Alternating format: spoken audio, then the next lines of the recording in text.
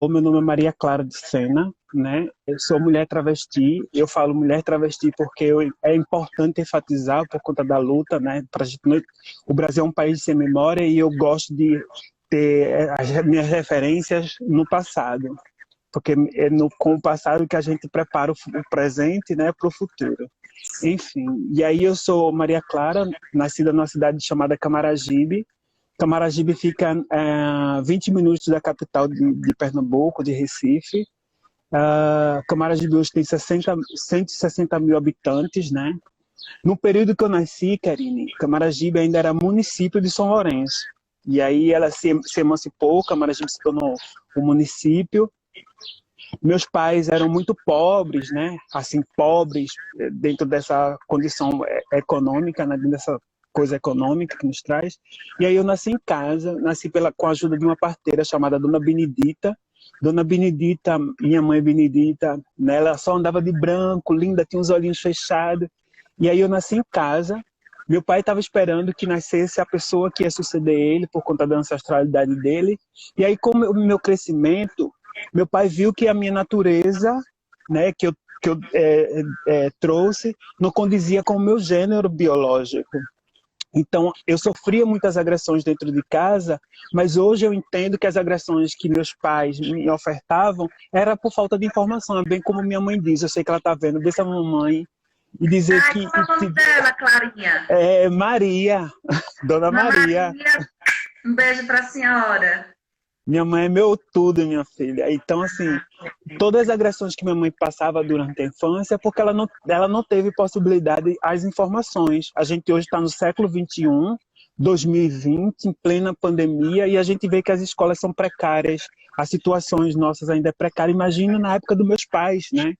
Então, assim, quando meu pai esperava, ele esperava o varão, né, que as pessoas dizem, né?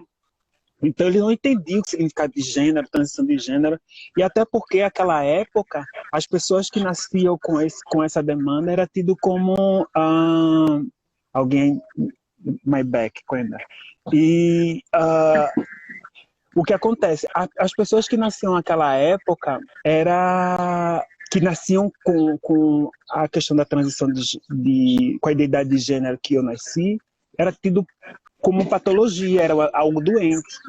Sim. Né? Eu tive, por exemplo, meu pai teve no seu primeiro matrimônio, ele teve meu irmão que foi internado como louco, né? Era tido como louco, foi internado no hospício. Mas hoje foi por conta dessa questão toda, da falta de informação. E aí eu fui crescendo, né? Fui me desenvolvendo. E o que acontece comigo naquele período era eu tive que buscar mecanismo de defesa. E aí eu fui uma pessoa muito tímida, muito retraída dentro de casa, né? E aí a única forma que eu podia expressar quem de fato eu era no movimento cultural, nas quadrilhas, nos bois, era onde eu via pessoas que se identificavam comigo, a alegria, né? Então, quando as pessoas estavam todo mundo feliz, ninguém via gênero, identidade de gênero, nada, né? E era esse o caminho. E toda vez que eu voltava para casa, eu me retraía. Então, foi a minha infância e juventude. Só que em meio a esse processo, quando eu cresci, eu comecei a ver gays, né, mais afeminados do que eu, comecei a ver pessoas que eu dizia, não, eu não sou isso aqui, sabe? Eu sou isso e não sou isso. Ficava aquela confusão, porque a Aquela informação pra confusão gente sem se achar, é sem me né? achar no meio dessa turbulência toda, né? E o que acontece? Naquele período, quando eu tive que sair de casa, né, eu fui para João Pessoa, por isso que eu cheguei em João Pessoa. Chegando em João Pessoa, foi quando eu me encontrei com as primeiras travestis, que já tinham silicone, já eram... E eu vi aquelas mulheres enormes, belíssimas. Eu digo, meu Deus, como elas são perfeitas, né? E aí uma delas, Érica, ela disse, Maria Clara, você pode ficar aqui, você vai viver aqui. Eu disse, como, né? Eu não estava trabalhando. Ela disse, você vai ter que se jogar na rua, na prostituição. Eu disse, e agora, o que é que eu vou fazer? Eu nunca tinha feito prostituição, nunca tinha feito nada, mas eu precisava descobrir que mundo era aquele, né? Que era tão igual a mim. muitas mulheres e tal. Eu fui a primeira vez na rua, não me identifiquei, não conseguia me comunicar com os clientes, era difícil. E aí chegou um dia que elas se reuniram e disseram: Maria Clara, para você ficar aqui na rua, você vai ter que ir no carro, porque você está atrapalhando. As pessoas querem conversar com você, querem que você chegue no carro e você não tá chegando. Eu disse: meu Deus, eu tenho que ir, né? Ou eu ia no carro, ou eu teria que voltar para Recife. Eu disse: eu vou. No primeiro carro que eu fui, o homem disse: nossa, como você é linda, sua pele, sua cor, seu jeito. E aí ele me tratou com o gênero que eu me identificava, né? E aquilo me despertou uma coisa, digo: ai, é isso. E aí, no primeiro dia, né, que aconteceu aquela cena toda, foi tipo: ai, achei meu príncipe encantado. Mas ele queria só uma psicóloga, né? Esse homem, a gente conversou, ele foi para casa dele e me devolveu no mesmo lugar. E aí eu vi a realidade da rua, o que era a prostituição. E aí eu consegui juntar uma grana, fiz o uso do silicone industrial, né? Passei 3 dias sem voz, mas era aquilo que eu queria, né? Quando eu falo isso, Karine, porque era eu e a bombadeira, né? Que era a minha cafetina na época. Ela colocou silicone industrial, você sabe o que é, não é? Uhum. Pronto. Mas explique, porque eu falo que sei porque eu estudo isso. Mas tem gente que não tem acesso a essa informação e é muito importante o reconhecimento do lugar de fala, o reconhecimento do que é essa sua vivência e o que eu aprendi com a professora Deise Moura, o que são essas dores vivenciadas nesse processo de resistência. Então, Clara, sinta-se acolhida por todas e todos que estão aqui conosco. Obrigada, eu me sinto, sim. Agora sim, Karine, é porque existe tantos detalhes dentro desse processo de transição. Então, a gente não quer gerar constrangimento.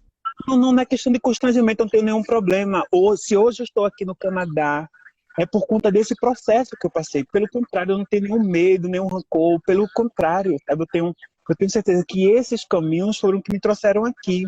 Agora, por eu ter vivido, eu não sei o que devo apresentar, como apresentar. Se você perguntar, fica mais fácil para eu responder. E para mim não tem nenhum problema, não. Sou completamente... Hoje, Karine, eu sou completamente em paz comigo mesmo. É tão bom que você não imagina. Eu vou falar de silicone. O silicone é um produto que é usado para limpeza de máquinas, é um produto industrial específico para máquina. E aí um gel, ele é bastante gelatinoso, né? E quando o silicone é colocado em nossa pele, é colocado com uma agulha bastante grossa, que é uma agulha para injeção de cavalo, para animal.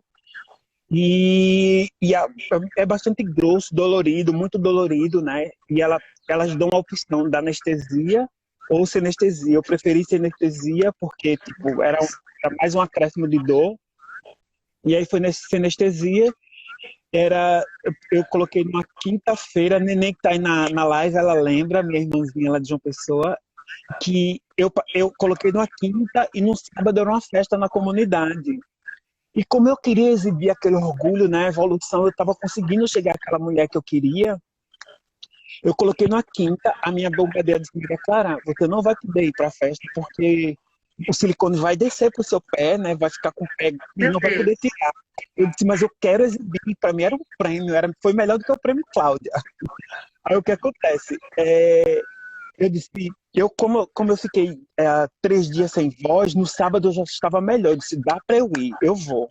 Eu fui para a comunidade, silicone desceu um pouco para o meu corpo, fiquei com sequela e tal, mas valeu a pena, né? Porque as pessoas viram a mudança, né? Eu estava conquistando, eu tava encontrando aquela mulher que eu tanto busquei e que me foi negado. E aí, Karine, eu tive que dar continuidade no meu processo de pessoa, voltei para Recife. A aceitação da minha família por falta de informação, não porque eles me odeiam por coisa parecida, não é isso, é porque eles não tiveram acesso à informação, e por mais que as pessoas hoje tenham informação e queiram passar, as pessoas não conseguem entender porque é muito complicado, né? E aí eu tive que sair de Recife, voltei, fui para fui para o Rio de Janeiro. No Rio de Janeiro também trabalhei ali na Avenida Atlântica, em Copacabana, com prostituição, completamente, sabe, perdida naquele mundo, naquele universo, cidade grande, a primeira vez, né? Eu sou uma pessoa que gosta de mato, gosto de vida né, de mato, eu gosto de coisa de mato, eu gosto de vida, né? Então, quando eu cheguei no Rio de Janeiro, que eu vi aquele mundaréu de coisa, dinheiro por tudo que é lugar, e eu saí do Rio de Janeiro e fui para São Paulo para poder colocar a minha prótese. Chegando em São Paulo, a realidade é completamente diferente de Rio, de São Paulo, não, do Rio, do Recife. E lá as drogas é muito ofertada, é muito presente. A criminalidade em São Paulo é muito, sabe, é uma metrópole onde as pessoas trabalham muito e a droga é tipo uma fuga, né? E aí eu morava na casa de Carla Facão, que era uma mulher travesti já readequada, ela tinha passado pelo processo de readequação. E tinham várias meninas nessa casa. Então, eu também fiquei muito, muito mal por conta das influências, né? Por conta de tanta coisa. E eu me permiti também por essas influências. Eu não vou jogar a culpa nas meninas, não, sabe? E aí eu conheci o mundo da droga. Nesse período, eu tinha uma irmã em São Paulo que ela disse: você vai vir para minha casa, venha para casa. E aí o amigo disse: Maria Clara, você vai ter que ir, porque você está muito mal. E aí quando eu cheguei na casa da minha irmã, ela chorava muito, porque ela me viu naquela situação, ela disse: você vai voltar para casa. Quando eu voltei para casa, quando eu voltei para Recife, eu conheci uma instituição chamada GTP+, que é o Grupo de Trabalho em Prevenção Positiva. E lá eles têm um projeto chamado Mercadores de Ilusões, que era voltado para profissionais de sexo, travestis e garotos do programa. E falava sobre cidadania, direitos humanos, protagonismos, né? E aí eu comecei a entender que a partir da minha infância eu sempre fui violada. Isso me trouxe uma inquietação. Eu digo: não, eu tenho que entender mais sobre, eu tenho que lutar por igualdade e pela minha comunidade. Aí eu comecei a falar entre os pares, né? Eu comecei a falar dentro do grupo, falar no estado, falar dentro da região Nordeste, e comecei a falar no Brasil inteiro. E aí o GTP ele fez um projeto chamado Fortalecer para Superar Preconceito. E nós fizemos um trabalho dentro do... Qual é o título? O título Fortalecer? Fortalecer para Superar Preconceito. E nós fizemos um trabalho dentro do sistema prisional. E fizemos dentro do presídio do Complexo do Curado. E o trabalho era quebrar conflito entre as travestis. E aí eu levei muito da minha vivência, né? A forma que eu vivia na rua, como é que eu extraí todo o meio de sobrevida dentro desse turbilhão que eu estou tentando apresentar. Talvez eu não esteja sendo clara, porque eu falo tudo de uma vez. Tá ótima a sua fala, super então, didática. Se as pessoas também tiverem alguma dúvida, pode perguntar que eu respondo, não tem problema algum. E aí o que acontece, Karine? Quando eu entrei dentro desse espaço de privação de liberdade, eu vi quem estava ali, as travestis, eram pessoas que viviam no meu meio, eram as meninas que dividiam o espaço comigo. Então eu sabia o que tinham levado elas para ali para dentro. E aí, com o diálogo, né, eu tentava dizer para elas que elas precisavam da união para se tornarem fortes, porque se elas brigassem entre elas, os outros saberiam que elas estavam fracas, né? Elas precisavam se fortalecer, porque os lobos eram os que estavam fora, não entre elas. Mas existe uma cadeia, né? Quem exploravam elas, né? Exatamente. E aí eu conheci meninas que tinham sido estupradas dentro do presídio, meninas que tinham sido... Ai, tanta história que eu poderia passar aqui 24 horas contando sobre as situações que eu vi lá dentro. E aí, os órgãos internacionais mandaram uma ordem para o Brasil que o Complexo do Curado estava sob medida cautelar. O que é a medida cautelar? É dizer que o sistema prisional do Curado ele era impossível para ressocialização, que as pessoas ali dentro elas estavam numa situação desumana. Elas não tinham água, não tinham comida, não tinham local para dormir, era superlotado, de fato uma panela de pressão. E se fora muro, a gente vê que as travestis estavam do jeito que estão, lá dentro é um 8 deitado, é um infinito, né? A gente via meninas que dormiam em pavilhão, em cima de papel, embaixo de goteira. Quando eu digo para minhas amigas mesmo, Pedro, Mauro, aqui no Canadá, eu conto para minhas amigas, que meus amigos, né? Que eu conto que todos os erros que as travestis faziam tinham uma história de míssel. Ah, você moscou, pagou míssel. Era que os outros detentos pegavam uma garrafa de 2 litros e jogavam nas costas das travestis, né? Tipo, se ela tivesse... Tudo que elas fizessem era errado. Tudo. Elas só tinham obrigação de fazer o serviço feminino. Lavar roupa, unha, servir de mulher, servir de prostituta para quando eles quisessem, né? Enfim, era esse o papel das travestis lá dentro. E aí nós começamos a fazer um trabalho bastante significativo enquanto projeto Fortalecer para Superar Preconceito no GTP. Chegando a essa ordem, o Estado de Pernambuco foi obrigado a criar tanto o mecanismo de prevenção e combate à tortura, bem como o comitê. O comitê é um órgão colegiado composto por sociedade civil e órgãos do Estado que fiscalizavam locais de privação e restrição de liberdade, né? E eles fizeram uma seleção para pessoas que iam compor o mecanismo, né? O mecanismo local, o órgão que eu compunha para a gente fazer vistoria nesse local de privação e restrição de liberdade. A ordem internacional deixava claro que precisava ser algo multidisciplinar, com paridade de gênero, raça, sociedade civil e governo, né? Naquela época, Karine, para ser bastante honesta com você e com todo mundo, para dizer quem é de fato Maria Clara, eu tinha muito problema com as letras, né? Eu tinha muito problema com a escrita. Eu entrei realmente porque era para responder às ordens internacionais. Eu estava concorrendo com professores universitários, eu estava concorrendo com advogados, com juízes, e aí eles disseram, vamos, porque assim, você sabe que no Brasil tem a história da teoria e da prática, né? Uhum. De um órgão para dizer, nós estamos fazendo. Então coloca a Maria Clara, ela vai ficar caladinha, vai receber bem, vai ficar calada.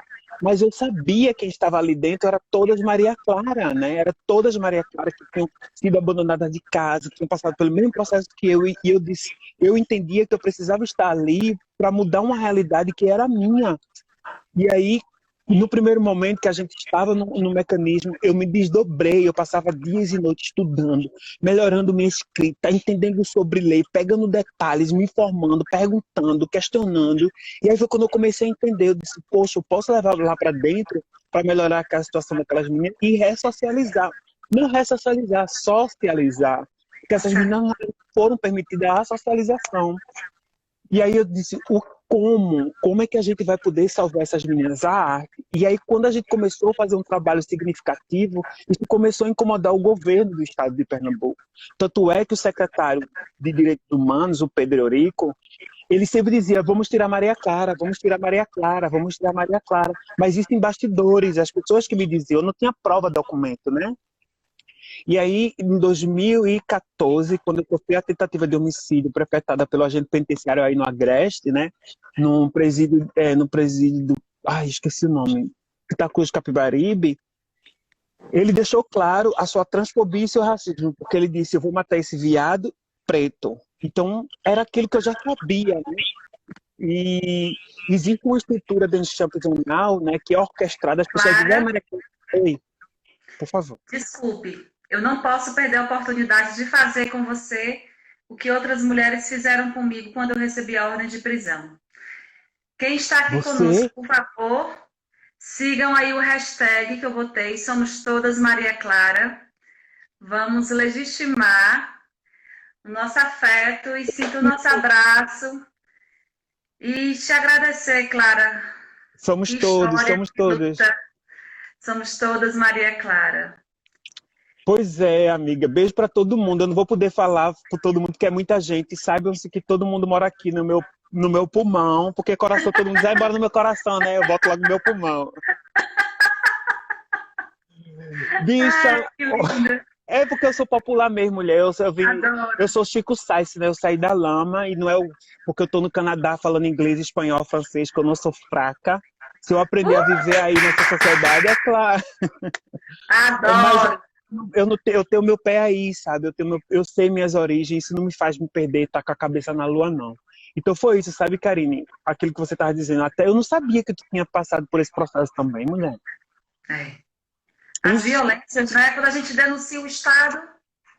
Pois né? é, e a gente não, é isso que a gente tem que falar para nossas pessoas, cada um do seu jeito, mas a gente precisa entender que o problema não é a população, e sim o Estado e a negação e a falta do Estado em todas as áreas, sabe, em todas as áreas. E aí, Karine, quando a gente começou a trazer resposta para dentro do sistema prisional, isso começou a incomodar, né? Tanto o governo, uma vez como eu falei, e eu reforço a questão do secretário de Direitos Humanos, Pedro Eurico, que ele sempre falava, ele dizia, Maria Clara é um problema, porque eu estava dando a solução. Então, todo mundo que é solução para o Estado é um problema, né? Porque a gente começa a dizer que nós não somos o problema, são eles. E aí o que Isso. acontece? Quando eu sofri essa agressão, né, essa tentativa de homicídio, eu tive que me proteger.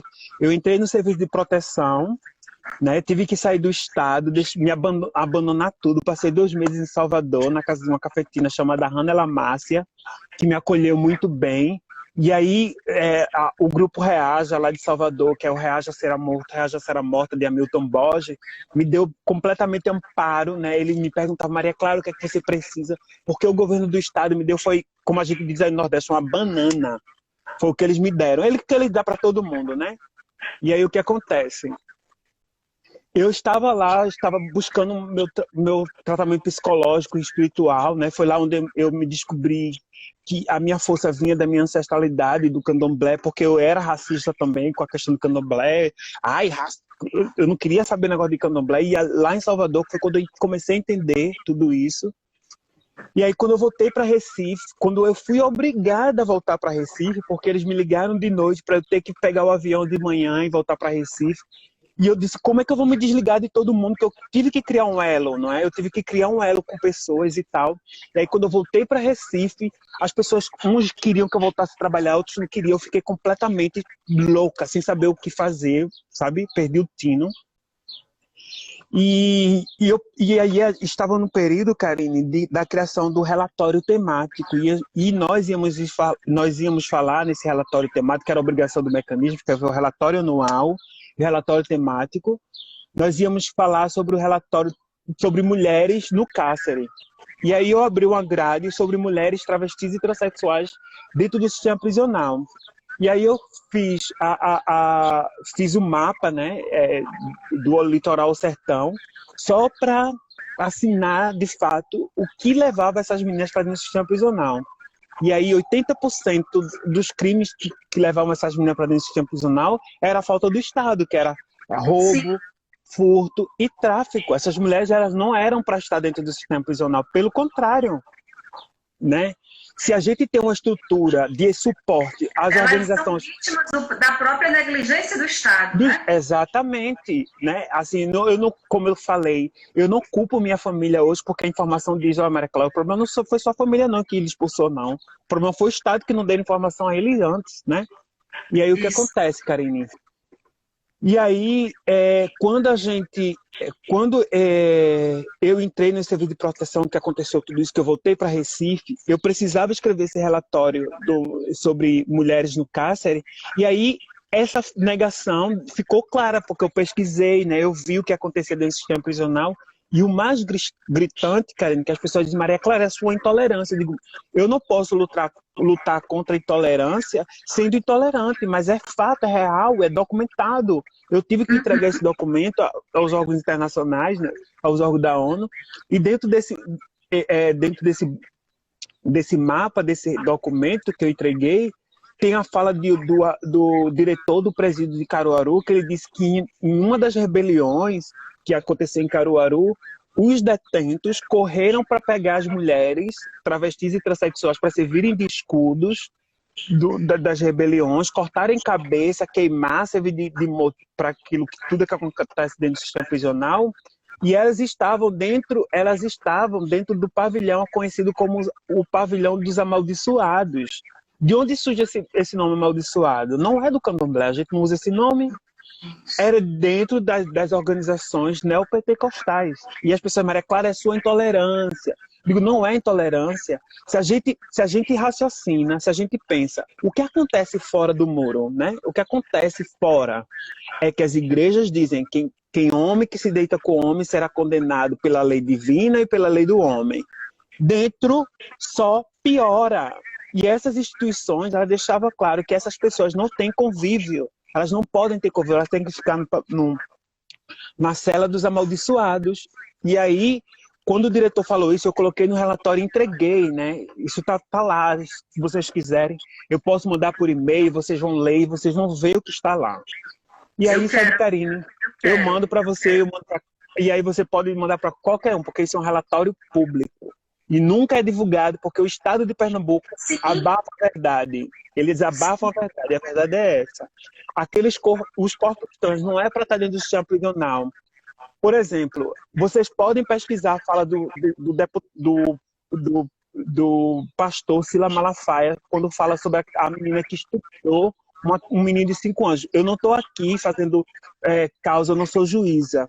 Eu estou falando que existem pessoas que têm problemas mentais, lógico. Ela tem que pagar pelo que ela cometeu, pelo crime que ela cometeu. Estuprou uma criança de 5 anos, ela tem que cumprir, ela tem que pagar uma pena. Ou seja, pagar uma pena não é... O Brasil, ele não segue... nós não temos pena de morte. Ela precisa estar dentro do sistema prisional para entender que ela cometeu um crime. Mas para isso ela precisa de uma psicóloga, uma assistente social, uma doutora, para que ela entenda, ela tem um problema mental. Ninguém acorda de dia, ai que dia lindo, eu vou estuprar uma criança. Não é assim. Ainda mais uma mulher travesti. E aí ele deixa claro que, olha, com aquele ódio dele, né, que ele diz que é o Deus, que eu fico me perguntando, que Deus é esse? Deus é esse. O Canadá é diferente, mulher, sabe? Mas eu vou chegar lá. Aí o que acontece? E ele fala com esse ódio, um homem que é psicólogo, ele usa da técnica dele para convencer mentes a atacar esses corpos. E se torna agravante dentro do sistema prisional. Mas, bem, passou. E aí, em 2017, Flávio Cavalcante foi em Recife e com outra pessoa também que estava lá em Recife, disseram, Maria Clara, vai ser impossível você continuar viva aqui no Brasil, você vai ter que sair. Eu disse, sair para onde? Como? Eu não entendia o que era sair do Brasil, né? E aí as pessoas disseram, olha, eu dou a passagem, outro, eu dou o hotel, eu faço qualquer coisa, saia do Brasil. Eu digo, minha gente, o que é que eu vou fazer? E aí eu perguntei ao promotor, ele disse, Maria Clara, hoje o país que você vai ter condições de vida é o Canadá. Eu disse, para que lado fica o Canadá? Porque a minha possibilidade era de limite, era aqui, né? Tipo, eu estava descobrindo o mundo. De repente era uma alternativa surreal, né? Para você de cogitação. Exatamente. E aí eu comecei a pensar, se eu sair da minha casa, eu vivi em João Pessoa, vivi em todo lugar, lá não vai ser diferente, né? Eu vou viver. Uhum. E aí peguei a passagem, cheguei no Canadá. Mulher, quando eu cheguei no Canadá, que eu olhei, tudo gigantesco. Eu disse, não, eu sei falar, né? eu sei falar inglês. Quando eu cheguei no aeroporto, que eu vi todo mundo falando inglês, eu digo, menino, o que é isso? Como é, Clarinha? O povo, eu digo, misericórdia que esse povo tá falando. E eu tinha um endereço com papel, né, do endereço do hotel de onde eu ia ficar. Eu disse, não, eu me viro, né? Eu me viro. Aí, eu apontando o papel, eu digo, tá na minha cabeça, vai sair, nada de sair. O que eu queria dizer, minha gente, que babado é esse? Aí eu perguntei à mulher, e eu achando que eu tava falando inglês com a mulher, sei lá. Olha, a gente tinha que ter essa conversa. Eu tô rindo aqui, me acabando de rir, mas eu tô ouvindo a risada de Aninha, de Benedito, de Chico, todo mundo sente aqui a energia. Agora pode rir, mas na hora não ria não, minha filha. E na hora foi desesperador, eu imagino. Vai fazer 3 anos que eu tô aqui no Canadá, né? Porque eu cheguei dia 30 de junho. 3 anos. E o que 3 anos, Clarinha? 3 anos. E aí eu entrei num carro que tava, era indiano, né? Eu não tinha cartão de crédito. Mulher, eu vim completamente, tipo, se vira nos 30. Meu Deus. No carro, eu apresentei o papel. Mulher, a cidade completa. Eu não sei dizer, né? Outro mundo, tudo muito grande. Tudo diferente. Eu cheguei no verão, que o sol já era para ter ido. Como é assim? E o povo dizendo que era frio. Depois eu vi que o país era quente. Um misto de confusão na minha cabeça. Quando eu cheguei no hotel, eu tinha que falar, né? o nome de cartão, o hotel que eu ia ficar, cadê o inglês? Sorte minha que tinha uma menina que eu conheci quando eu estava em Miami ainda, que ela disse que era brasileira e eu não sabia que ela ia para o mesmo hotel que eu. Ela pegou o mesmo voo, pegou tudo mesmo que eu, mas só que eu fui parada na Polícia Federal lá, né? Então me perguntam, me falando inglês, eu digo, meu Deus. E eu, o que é que você vai fazer? O que é que você deixa de fazer? Eu digo, o que é que eu vou fazer, né? Eu disse, toma apontar no papel e nada das coisas sair, pronto. Aí qual é a língua que você fala? Eu entendo espanhol e eu entendo um pouco de italiano. E tinha uma mulher que estava no guichê ao lado e ela disse, eu posso falar com ela, né? E aí a gente conversou um pouquinho em italiano. Foi quando ela disse, olha, você teria que ter explicado assim, assim, assim. Aí esse policial voltou e me carimbou meu passaporte dizendo que eu só tinha 15 dias. Ou seja, a minha situação só tinha 15 dias para ser resolvida. Eu digo, meu Deus do céu. Enfim, aí cheguei aqui, né? Cheguei no meu hotel, resolvi tudo, foi tudo muito tranquilo, um país. Aí foi quando eu comecei a entender o significado de país, o que de fato é um país. Eu andava na rua, Karina, aqui, segurando bolsa, com medo, porque eu tinha 15 dias, porque eu tinha que resolver minha história. E aí resolveu tudo, né? E aí quando eu vi um carro da polícia, eu me escondia. Quando eu via gente, todo mundo branco, dos olhos azuis, eu me escondia. Ainda refletindo o trauma que tu tinha vivido aqui no Brasil.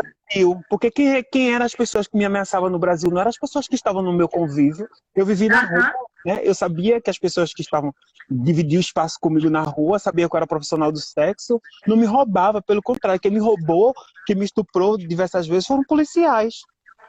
E aí, quando eu cheguei aqui no Canadá, não foi diferente. Eu pensava que os policiais para mim aqui eram uma ameaça, que as pessoas brancas para mim eram uma ameaça.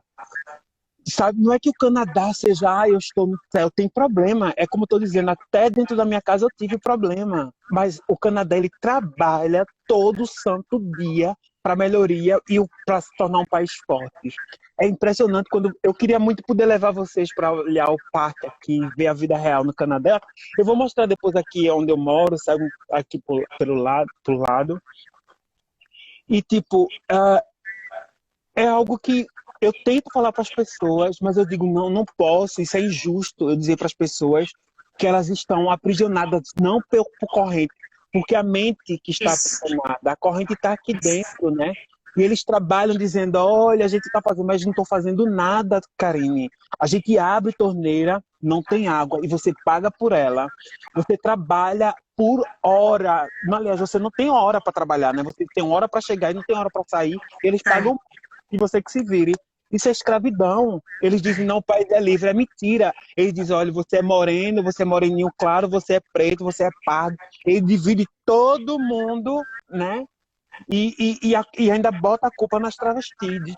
Procura uma travesti no governo, procure nesse bojo de imundícia que está aí no Brasil, procure uma. Não tem. Mas quem tá são eles e eles jogam a culpa na gente. O apoio de quem, Karine? Procura aí na internet. Todas essas instituições neopentecostais dizem que o problema é a travesti. Eu não devo ser tolerante com quem é intolerante, sabe? Essas meninas estão lutando todo santo dia. Clara, por favor, repita. Repita. Eu não posso ser tolerante com quem é. E aí eu vou englobar todo mundo. Não podemos ser tolerante com quem é intolerante. Isso. Se a gente tem documentos suficientes provando que as instituições neopentecostais, que o problema é todo mundo, prove, elas são milionárias, Karine. Agora nós estamos no período de coronavírus. Quanto Silas Malafaia tirou da sua conta? Ele é milionário. Eu, quando estava no governo, quando eu trabalhava pelo governo do estado, eu recebia tanto do dinheiro que eu ajudava uma instituição. Eu sabia que era muito dinheiro. Eu tirava do meu bolso e ajudava uma instituição financeiramente. Porque essas pessoas que são milionárias, que tiram da fé, dizem, olha, um grão de feijão, mil reais, Karine. Aí vem me dizer, não, é o direito de expressão. A sua expressão está matando muita gente. O que você diz que é liberdade de expressão e de fé está matando, isso é crime. E nós precisamos deixar de ser passivos demais, sociais demais. Enquanto isso, eles estão, olha, ocupando espaço e matando muita gente. Karine, eu cheguei aqui no Canadá, por exemplo, eu fui morar no shelter. Shelter quer dizer em Clara, português. Clara, E oi. desculpe lhe interromper. Estou Eu, constrangida, não queria interromper você. É que a live, ela tem um tempo certo de 50 minutos, 55. E aí, como foi você que fez a chamada, só você teria a disponibilidade, quer dizer, teria não, terá a disponibilidade de salvar. mas como eu faço? Então, eu ia te perguntar se a gente poderia falar sobre isso, porque tá todo mundo pedindo para deixar a live salva, Vou porque deixar. a tua fala é muito potente, a gente vai querer depois assistir outras vezes. Vou salvar. Quando vai aparecer últimos 10 segundos de live, na parte superior. Aham. E aí você, quando encerrar a ligação, vai aparecer duas possibilidades de alternativa. Salvar no IGTV ou Ok. excluir vídeo. Aí o meu amor vai salvar no IGTV, porque vai ficar Perfeito. permanente no teu Instagram. Tá certo, vou salvar. E aí todo mundo que está aqui depois vai querer novamente assistir, né? Porque é muita aprendizagem, muita informação. Ok. I E eu can já do estou com vontade that, de pedir uma outra live. do that. I will. Pronto. É bem isso, sabe, Karine? E aí, eu morei nesse shelter chamado Mary's Homes, que é só para mulheres cisgêneras, mulheres de toda parte do mundo, do Meio Oriente, do continente africano. Eu fui era a única brasileira que estava lá nesse shelter. Mulher, todo mundo só me chamava Maria Clara. Eu sabia aquela travesti que eu sempre fui de falar muito, e eu quero aprender com o povo e falar inglês, eu digo, eu vou falar. Eu sou de falar mesmo, nunca tive vergonha mesmo. A vergonha ficou lá para trás. E aí eu falava com as pessoas, qual é o nome disso? Nem o tempo todo. E eu saía de lá para a escola, chegava da escola, eu ia para a library, porque aqui em todos eles têm uma biblioteca, né? E porque eles sabem que a informação é poder para manter um país como esse forte. E aí o que acontece, sabe? E era uma instituição religiosa esse shelter que eu morava. E ninguém estava o tempo todo dizendo, Maria Clara, você é menino, né? Bota a roupa de menino. Olha, Deus não quer isso não, Maria Clara. Pelo contrário, Maria Clara, welcome. You're gonna learn English. Take care. Né? Tipo, toma tempo, vai devagar, você vai aprender, você vai conseguir. As pessoas motivavam você a viver. Aí eu disse, pô, no Brasil, aquele é o Deus de lá do Brasil e aqui o Deus é diferente. Eu disse, poxa, Deus fala inglês, porque em português ele nunca falou, não. Eita! Nunca falou. Ele nunca falou, Karine. Desde criança, o Deus que eu vi foi da quadrilha. É isso que eu digo para você. Quando eu falo da quadrilha, era o Deus que eu via, que a gente podia ser alto, baixo, gordo, magro, a gente transformava um personagem, as pessoas se abraçavam, não queria saber quem é. Você pode olhar, tem vídeo aí de quadrilha, quando as pessoas rezam para entrar no arraial e entram, fazem o seu melhor. Tem deficiente, tem gordo, tem magro, tem trans, tem traficante, tem e uma harmonia. Clara, isso é Deus. Por favor. E só para familiarizar as pessoas aqui, Clara já está falando, na verdade ela está o tempo todo falando da temática da nossa live, que é a família quadrilha. E aí, não sei se vocês estão percebendo, dando fé, que a narrativa dela é uma construção dessa transição, né, que é a trajetória dela, de pertencimentos e marginalidades que a todo instante ela foi colocada, né? E essa vivência nessa família quadrilha que eu me emocionei muito outro dia assistindo a live dela, né? Eu sigo nas redes sociais, onde tem Clara, eu tô lá seguindo, acompanhando e bem ouvindo. Também te ela amo. falou desse espaço de pertencimento, né, Clarinha? E essa família quadrilha é esse espaço que lhe acolhe, que lhe permite ser livre, né? Pois é, Karine. Eu acho lindo o jeito que você fala, sabe, Karine? Bastante técnica, bastante isso. Mas, sabe por que Bolsonaro, por exemplo, ele tomou essa popularidade? Porque ele fala popular, ele fala como as pessoas conseguem entender. E a gente precisa também entender que a nossa maioria, né, a população brasileira, elas não sabem o que significa protagonismo, elas não sabem o que é direitos humanos. Direitos humanos aí no Brasil é coisa para bandido. né? A Sim, gente observação. falar mesmo, dizer assim, olha, tu tá se lascando aí, vice, te orienta, esse povo tem que falar popular mesmo, porque é isso, sabe? A gente precisa falar do nosso povo como o nosso povo consegue entender. É como aqui no Canadá, as pessoas, elas falam inglês, elas dizem bom dia, o outro responde bom dia, com licença, sabe? É uma regra que é estudada desde base, que se você foge à regra que as pessoas estão, eu, por ser uma pessoa que falo muito direto, eu penso muitas vezes em português, e quando eu falar inglês, a pessoa, o que você disse? Eu digo, ai meu Deus, eu tenho que falar tudo isso para poder chegar aqui. E eles dizem que eu falo assim, né, tipo, me aspirar para poder chegar, porque eu fico procurando como chegar para esse povo entender, porque eu gosto das coisas mais diretas, blá, blá, blá. Então, assim, sabe, Karine, o que eu quero dizer assim, não é que eu estou idolatrando o Canadá, porque o Canadá é o melhor país do mundo, eu esqueci o meu, não. O que eu quero dizer é justamente isso, que o meu país me negou, Karine, eu sempre tentei fazer o melhor.